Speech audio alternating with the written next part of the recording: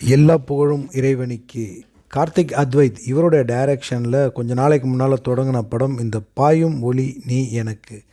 இந்த படத்தோடைய ஸ்கிரிப்ட் வந்து பார்த்திங்கன்னா அவர் தான். டயலாக் வந்து பார்த்திங்கன்னா தில்சுயான் அப்படிங்கிறவர் டயலாக் எழுதியிருக்கிறாரு. விக்ரம் பிரபு, வாணி போஜன் இந்த படத்தில் நடிக்கிறாங்க. மிரலுக்கு முன்னாலே வந்துட்டு பார்த்திங்கன்னா இந்த படத்தை தொடங்கினாங்க. பட் மிரல் கூட வந்துட்டு அவங்களுக்கு ரிலீஸ் ஆகிடுச்சு வாணி போஜனுக்கு. அடுத்தது பரத்தோடைய லவ் அப்படிங்கிற ஒரு படமும் ரிலீஸ் ஆக போகுது அப்படிங்கிற மாதிரி சொல்லிட்டு இருந்தாங்க. ஆனால் இந்த பாயும் மொழி நீ எனக்கு எப்போ ரிலீஸ் ஆகும் அப்படின்னு தெரியல.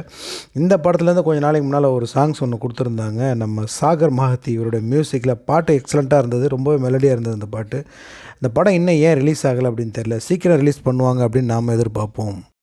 அடுத்தது அவருடைய நடிப்புலன்னு பார்க்கும்போது ரெய்டு அந்த படத்துக்கு இப்போ பொங்கலுக்கு கூட வந்துட்டு பார்த்தீங்கன்னா ஸ்பெஷல் போஸ்டர்ஸ் கொடுத்துருந்தாங்க. இந்த படத்தில் வந்து விக்ரம் பிரபுக்கு திவ்யா ஜோடியாக நடிக்கிறாங்க.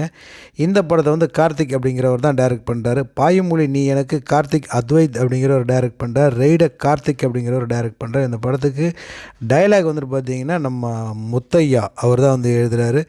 இவங்களுடைய ரிலேஷன்ஷிப் அப்படின்னு பார்க்கும்போது ஏற்கனவே புலிக்குத்தி பாண்டி அப்படிங்கிற ஒரு படத்தில் அவங்க ஒர்க் பண்ணியிருக்கிறாங்க. ஸோ அது நல்ல எக்ஸலண்ட்டான ஒரு மூவி.